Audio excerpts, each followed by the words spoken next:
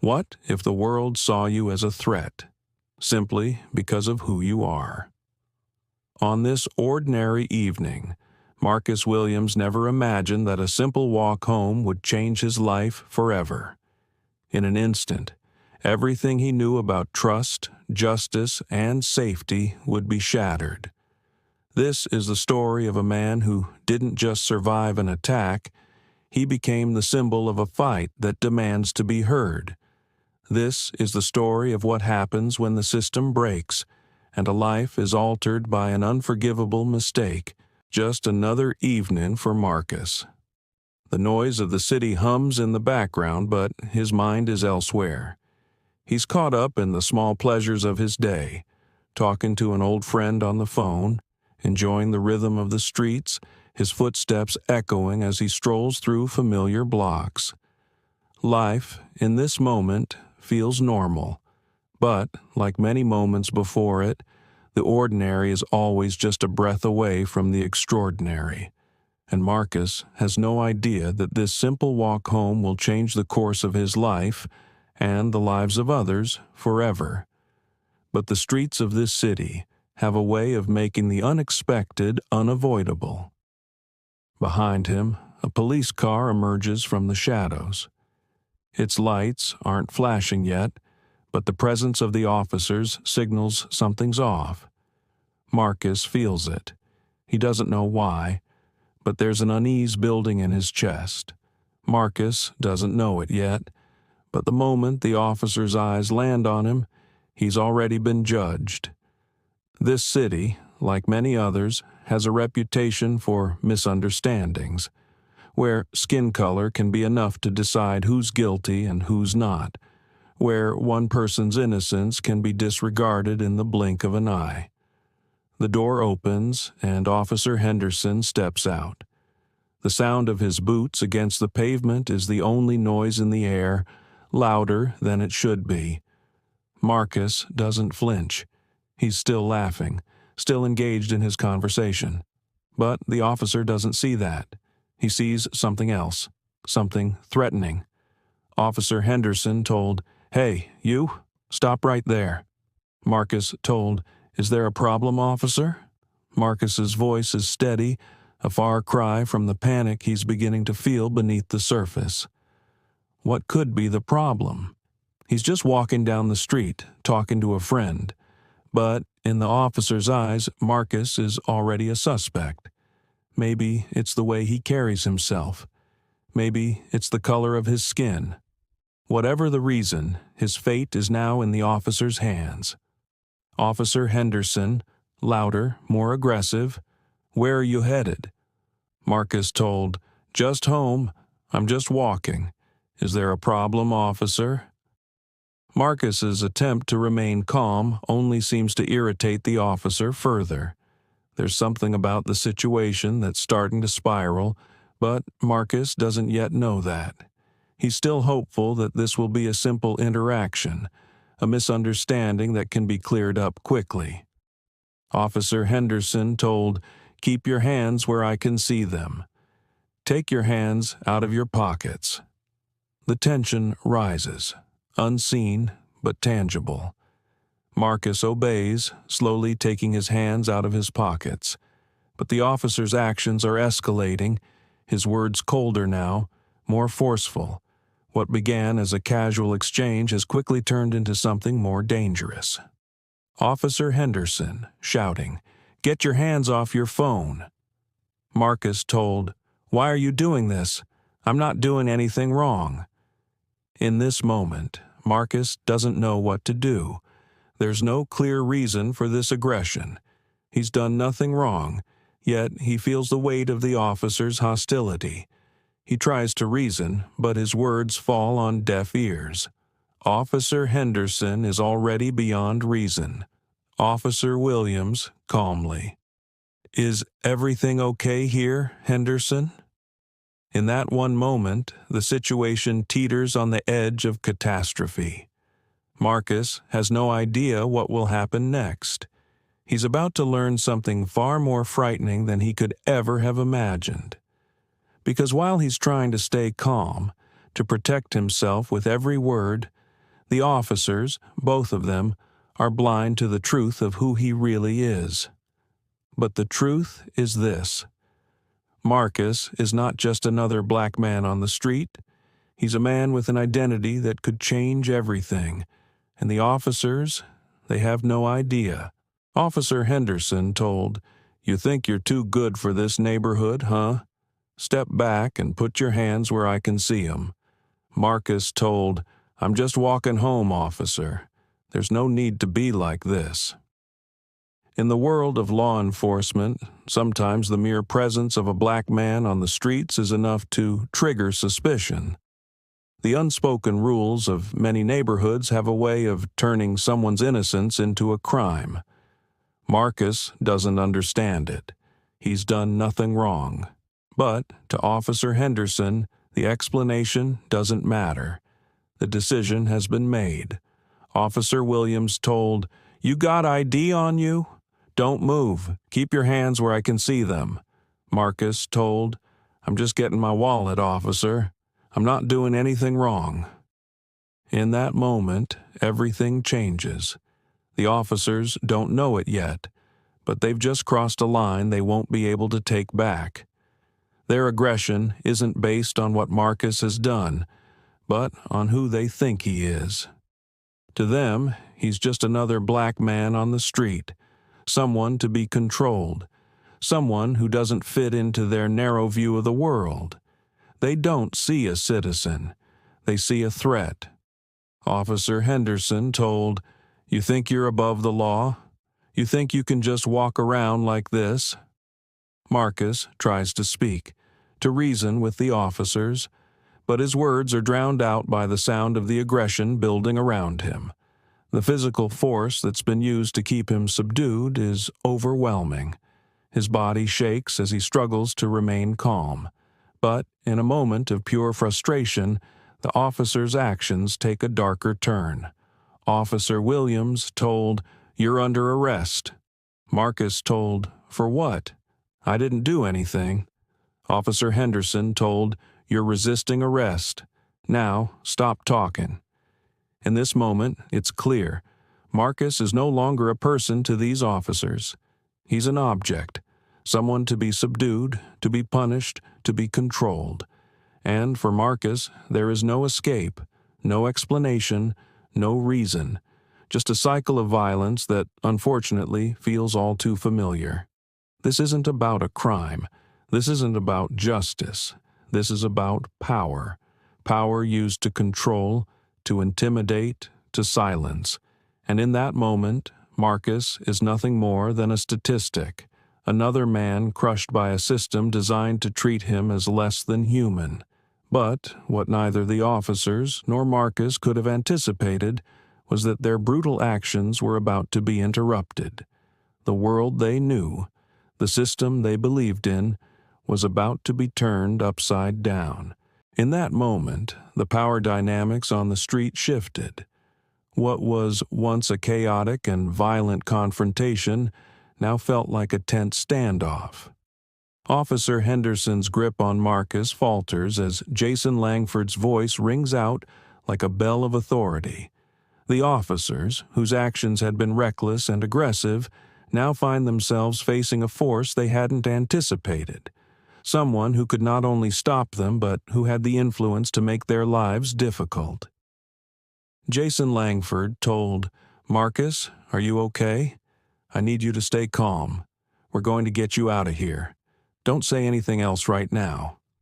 Marcus told, "Why? Why did they do this to me? What did I do?" The confusion in Marcus's voice echoes a question that countless others have asked, time and time again. Why?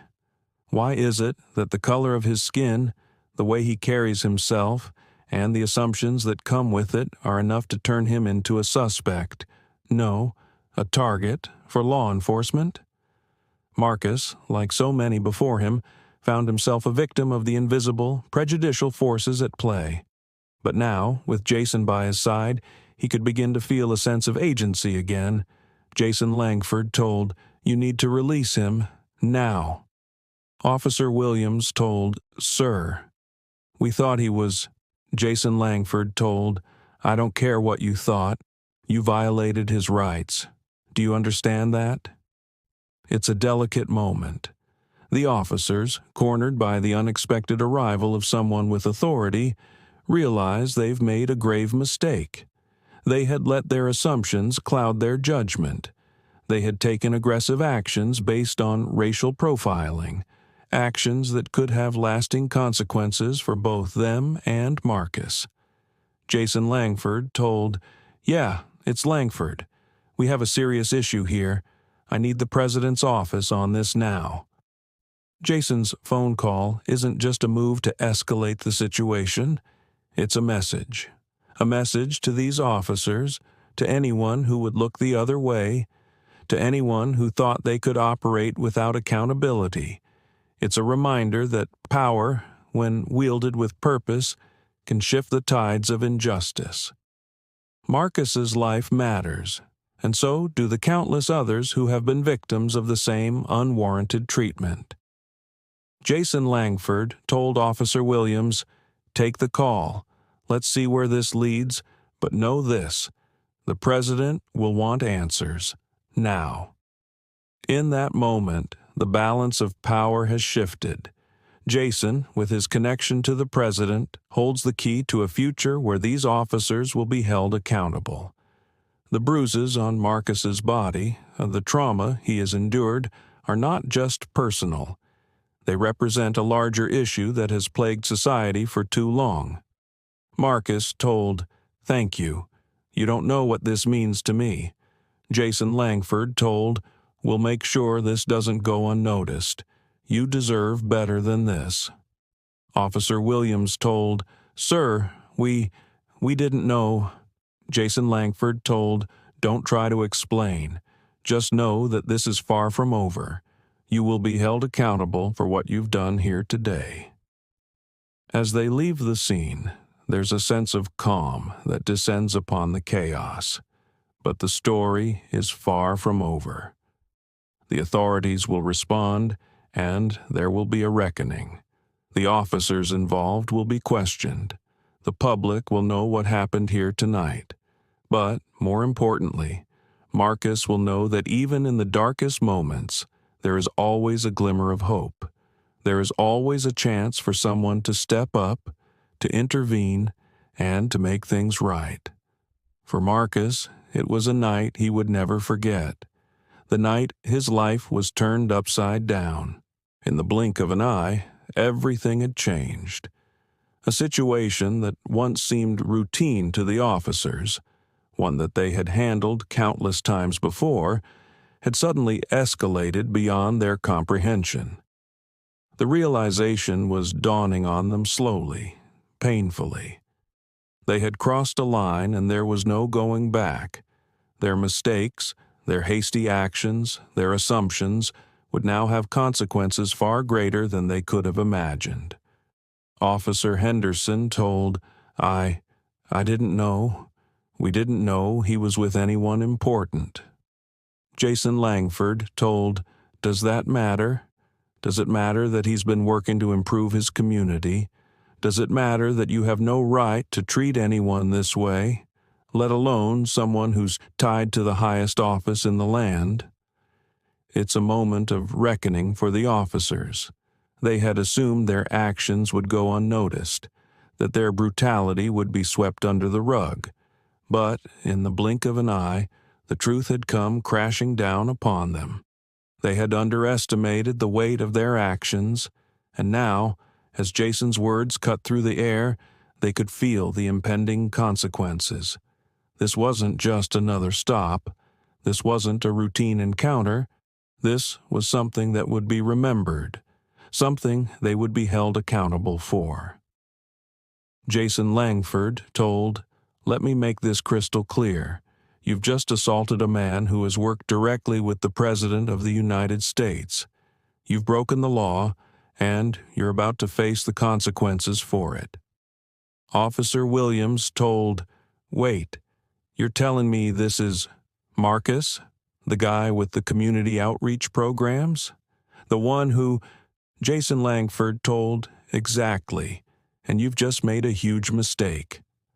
Marcus told, "Why didn't they just ask me? Why did they have to treat me like this?" Jason Langford told, "They didn't care to ask, Marcus, because they assumed. They saw you, and they saw something they wanted to control. They saw a black man, and they saw a threat. They didn't care who you were. They didn't care what you were doing. But you know what? That ends now." In that moment, the truth began to sink in, not just for the officers, but for everyone standing in the aftermath of the brutal encounter. What they had failed to see was that Marcus wasn't just any black man on the street. He was a man who had worked tirelessly to bring change to the community, a man who was trying to uplift those around him. But the officers, blinded by their biases, had decided he was guilty before they ever took the time to ask a single question. And now, as the gravity of the situation settled in, the realization hit them harder than any confrontation ever could. Jason Langford told, "You two need to step aside. We're going to deal with this. You've made a huge mistake, and now you'll be held accountable." The officers had no idea what they were in for. They had acted out of ignorance and fear, but now the consequences were clear. Jason's words were like a ticking clock. Each second that passed brought them closer to the inevitable fallout. They had crossed the line, and they couldn't take it back. The realization hit them with full force. The situation wasn't just about Marcus. It was about accountability, justice, and the consequences of their actions. And now they would pay the price. Jason Langford told, "I'm sorry this happened, Marcus. This shouldn't have been your reality. But I promise you, we're going to make sure this never happens again." Marcus told, "Thank you. I didn't know if I'd get out of this." In that moment, the world around Marcus began to shift. What had started as an unjust, brutal encounter was now turning into something else. A chance for justice, for accountability, for a future where actions like this wouldn't go unchecked. The officers had learned a harsh lesson in the most painful way possible, and Marcus had witnessed it firsthand. But for Marcus, the road ahead was now uncertain. What would happen to him after this? Would his name, his reputation, be forever tied to this moment? Would the change he had been striving for come to fruition? The answers lay ahead, but for now, Marcus could breathe, and for the first time that night, he could hold his head up high. The consequences of what had just unfolded were beginning to materialize. What was meant to be a routine police stop, a moment of unchecked authority, had now spiraled into something far greater. The brutality of the officers' actions, their unwillingness to question their assumptions, had set a chain of events in motion that would reverberate through the community and beyond. There was no turning back now.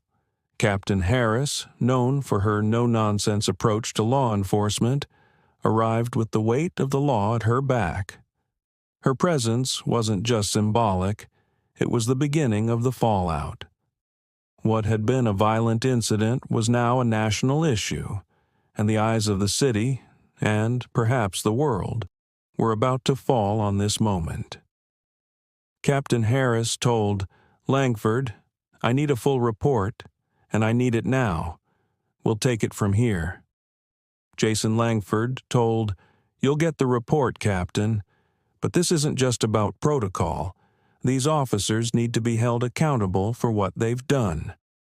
Officer Williams told, We didn't know who he was." Jason Langford told, "That's the problem, isn't it?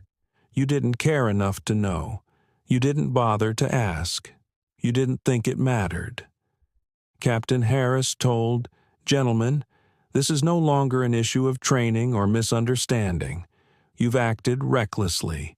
You've damaged the reputation of this department, and worse, you've assaulted a man who had every right to be treated with dignity and respect.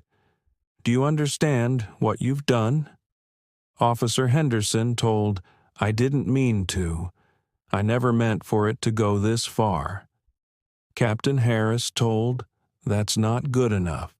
It doesn't matter what you meant. It's about what you did, and what you did was criminal." Jason Langford told, "We need this investigation to be handled properly. No cover-ups, no excuses. These officers need to be held accountable, and I will make sure that happens. I have the President's office on speed dial if that's what it takes to make this right." Captain Harris told, "You two will be placed on administrative leave pending further investigation. I will personally ensure that this is handled with the utmost seriousness. Any further misconduct will not be tolerated. Save it. The investigation will determine what happens next. You will not speak to the press or anyone else about this. Do you understand?" As the officers were escorted away, their fates uncertain, the scene began to quiet down, but the aftermath of what had just occurred was far from over. This was a turning point, not just for Marcus, but for the city, for the community, and for the entire police department. The ripple effects of their actions would be felt far beyond this street. For Marcus, this was no longer a random encounter with the police. It was a moment that would change his life forever. The road ahead would be filled with challenges, press conferences, public scrutiny, legal battles. But through it all, one thing was clear. The system had failed him, and now the fallout would be felt by everyone involved. Jason Langford told, "I know this isn't easy, but you're not alone in this. We're going to make sure you get the justice you deserve." Narrator, voiceover, contemplative. The fallout had only just begun. But in that moment, with Marcus standing tall beside Jason Langford, there was a glimmer of hope that perhaps, just perhaps, this could be the catalyst for change. The struggle for justice was far from over, but it had begun with one simple act, one that could not be ignored. What began as a violent encounter on the streets had now become a defining moment, a moment that had rippled through the nation, reaching the very highest office in the land. The incident was no longer just a local story. It was now a national crisis, one that demanded the president's immediate attention. The weight of the situation was palpable, and there was no escaping the reality that this event would become a defining chapter in the country's struggle with race, justice, and law enforcement. President Roberts told, "Good afternoon.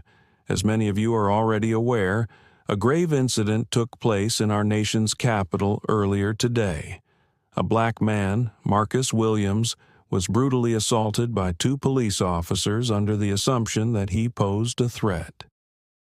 This incident occurred despite Mr. Williams being a valued member of his community and, unbeknownst to the officers, someone with a direct connection to the highest levels of this administration. I want to be very clear. This kind of behavior is unacceptable, and it will not be tolerated in any form, under any circumstances." Reporter 1 question in President. "Mr. President, we understand that this is a deeply troubling situation. Can you explain the steps that are being taken to ensure accountability for the officers involved, as well as how your administration plans to address broader issues of police brutality?" President Roberts told, "First and foremost, the two officers involved in this incident have been placed on administrative leave, and a full investigation is already underway. We will ensure that justice is served, no matter how high the stakes may be. But beyond this immediate incident, we are committed to addressing the systemic issues that continue to plague our nation's law enforcement. This is not just about two officers who failed in their duty to protect and serve. It is about a system that too often allows these failures to go unchecked. In the wake of such an egregious act, it was clear that the president's words carried the weight of more than just a condemnation. They signaled a turning point, a reckoning that could no longer be ignored. The pain of the incident reverberated far beyond the boundaries of that street corner in the Capitol. It spoke to a deeper, more entrenched issue, the pervasive cycle of police violence and racial injustice that had plagued this country for generations.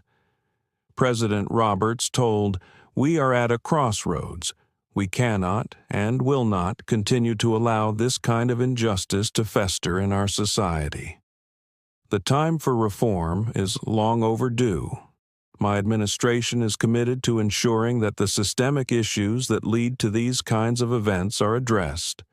We will be introducing comprehensive police reform legislation that will include measures to improve police accountability, increase training on racial bias, and ensure that communities are treated with the respect and dignity they deserve." Reporter 2 questioning in President: "Mr. President, what specific measures will your administration be taking to hold law enforcement officers accountable for incidents like the one involving Mr. Williams?" President Roberts told, "Effective immediately, we will be introducing legislation that mandates the use of body cameras in all federal law enforcement agencies. Officers who violate the use of force protocols will face immediate suspension, and any officer found guilty of misconduct will face prosecution. We are also setting up an independent review board to oversee police conduct and investigate allegations of brutality, ensuring that no officer is above the law." I want to be clear. This is not just about one man. This is about a community. This is about a nation that is in desperate need of healing. We must come together and confront the painful realities that too many people face on a daily basis. We must do more than just talk about change. We must act. For Marcus, hearing those words of acknowledgement, of empathy, of a promise for change, was both a relief and a reminder of the long road ahead. It was a glimmer of hope that, perhaps, this time, things could be different. But he knew that change would take time, and that it would require the collective will of the nation. The president's statement was a powerful first step, but it was only the beginning. President Roberts told, "We will not allow this moment to be forgotten. The time for change is now." I stand with Marcus Williams, and I stand with every American who has been unjustly targeted, mistreated, and marginalized. Together, we will move forward. Together, we will make our nation a place where all people, regardless of their race, can feel safe and valued. The president's words would echo across the nation, but the question remained: would they be enough to ignite the kind of change that was desperately needed? Only time would tell. As the news of Marcus Williams's brutal treatment spread, the country found itself at a crossroads. It was a moment that demanded more than just words. It required action, and as President Roberts had vowed, this would not be just another chapter in the history of racial injustice. It would be a turning point, a path toward a future where accountability, reform, and justice were no longer negotiable. Chief Advisor told, "Mr. President, we've finalized the executive order. It's ready for your signature. This will be the first step in addressing the systemic issues that have plagued our law enforcement agencies for far too long." President Roberts told, "Good. But this isn't just about policy. It's about a shift in mindset, one that our entire nation needs. This isn't a moment we can just pass over. The pain Marcus felt, the fear he experienced, has to matter. For once, we need to make sure it does. The streets had spoken, and the message was clear.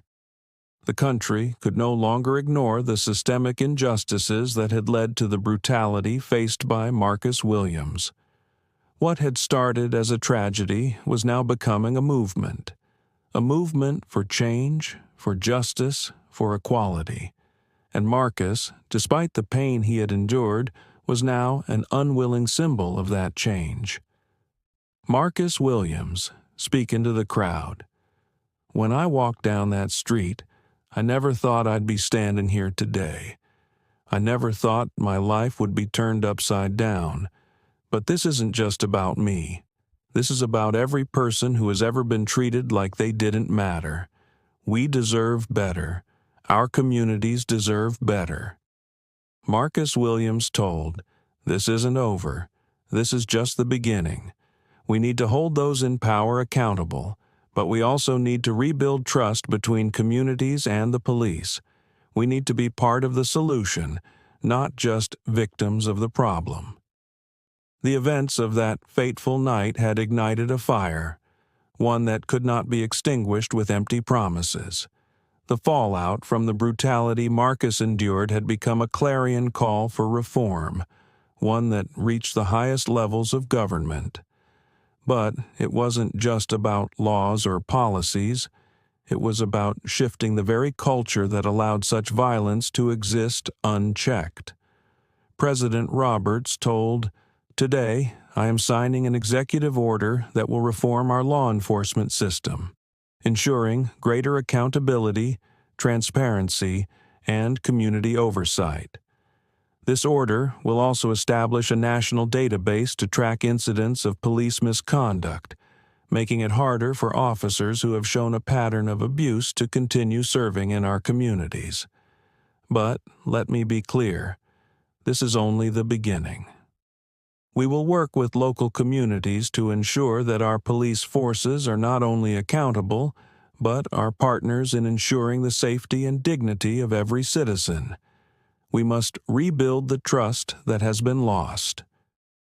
The path forward wouldn't be easy. There would be setbacks, struggles, and challenges along the way. But for the first time in a long time, there was hope. Hope that change was possible, that justice could be achieved, and that the pain Marcus endured would not be in vain. What started as an act of cruelty and injustice had ignited a movement that would continue to push for change, not just for Marcus, but for every person who had ever been silenced by the weight of systemic oppression. In the end, it wasn't the brutality that defined Marcus Williams. It was his resilience, his unwavering belief in justice, and the hope that one day the world would look back at this moment and see the beginning of real change. And as the protests continued and the president's reforms took shape, one thing was clear. The fight for justice was far from over, but now, more than ever, the future seemed full of possibility. What do you think needs to change in our justice system to prevent this kind of brutality? Share your thoughts in the comments below. We'd love to hear your perspective. And if you're passionate about stories that challenge the status quo, don't forget to like this video and subscribe to our channel for more thought-provoking content. Together, we can make sure these voices are heard.